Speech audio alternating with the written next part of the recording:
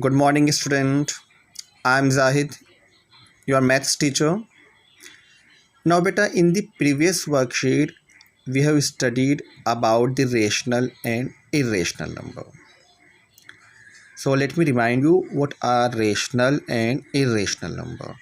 Rational number are those whose decimal expansion is either terminating or non-terminating but repeating, while irrational number are those whose decimal expansion is non-terminating, non-repeating.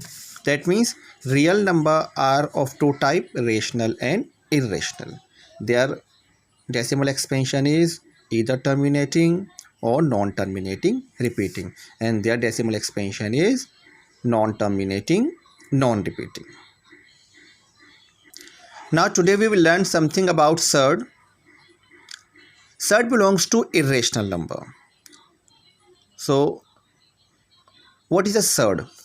The irrational root of a positive rational number is called surd. Okay, now see this number, it is read as nth root of a. Nth root of a. This n is called order and the symbol is called a radical and the number inside the radical is called radicand. So now see the example: cube root of 5, square root of 3, etc. These all are surd because inside the root it is a positive rational number, but their result is an irrational number. And root 3 is also a positive number, but its result is irrational number. Now square root of 4 and cube root of 8 are not surd as their result are rational number. So understood about the surd. Now see some more example of surd. Root 2, cube root of 7, square root of 5, all these are surd, but pi and exponential function are not surd because their nth root will be an irrational number. But when you are finding the nth root, then inside the root, that means the radicand is an irrational number, while in surd the radicand should be a positive real number. Okay, now we are going to see some example.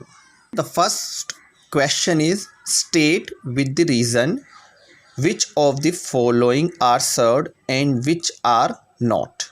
So the first question is a square root of 180. Now find their prime factorization.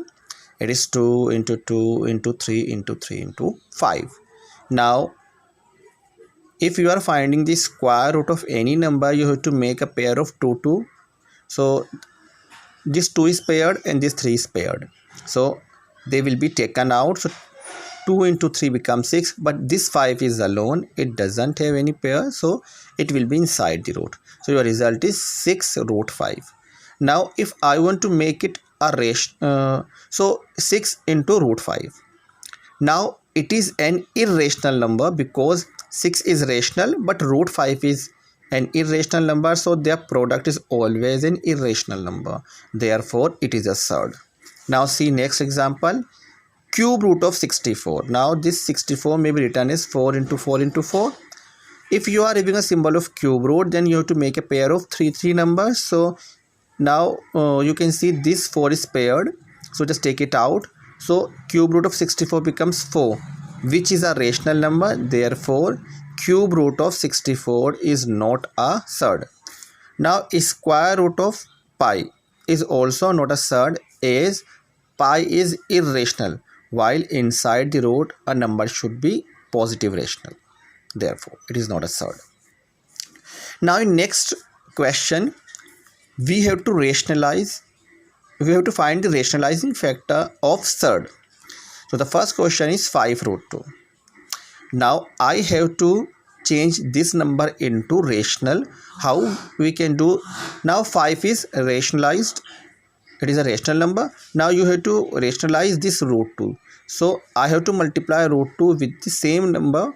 So if you are multiplying root 2 by root 2, then it becomes root 2 square, that becomes 2. So 5 into 2 equals to 10.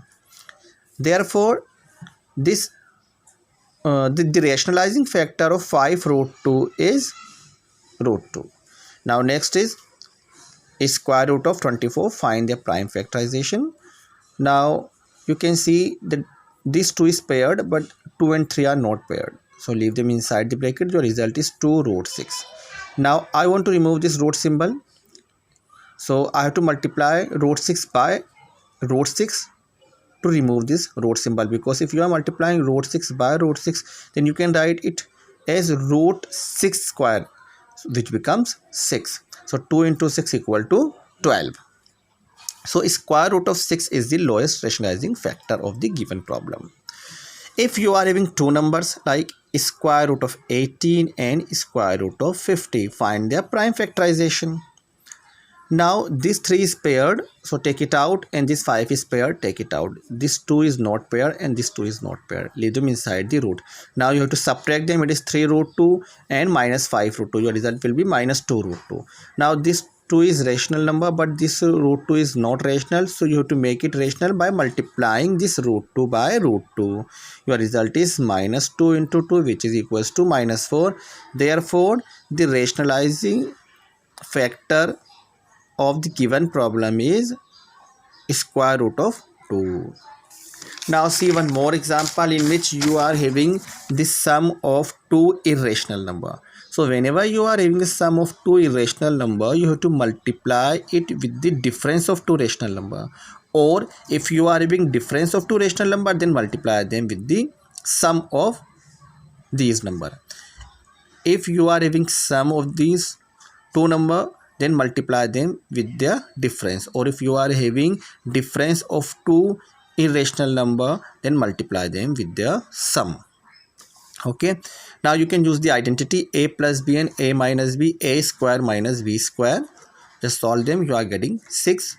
Now this 6 is a rational number, therefore the rationalizing factor of 3 plus root 2 plus 2 root 3 is 3 root 2 minus 2 root 3.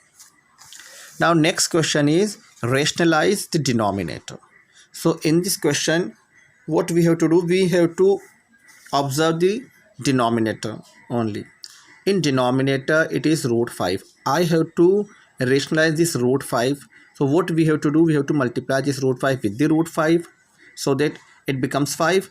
If you are multiplying the denominator by any number, then you have to multiply the numerator by the same number. That's why I am multiplying numerator with root 5. It becomes 3 root 5, and root 5 multiply with root 5 becomes 5. Now next example in which you are having two term. Just see the denominator, it is 2 plus root 3, sum of two numbers. So what we have to do, difference of two number. We have to multiply it with the difference of two number. So we have to multiply the numerator with the same number. So multiply them. Now you can see these two are same, so they will be whole square of it. Now they are a plus b and a minus b, a square minus b square. Just open it by the identity a square minus 2ab plus b square. It becomes 4 minus 3, which is equals to 1. Just simplify them.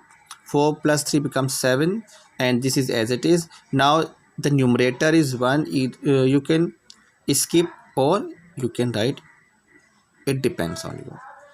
Okay, so I have not written 1 as a denominator. You can remove if it is only 1. Now next,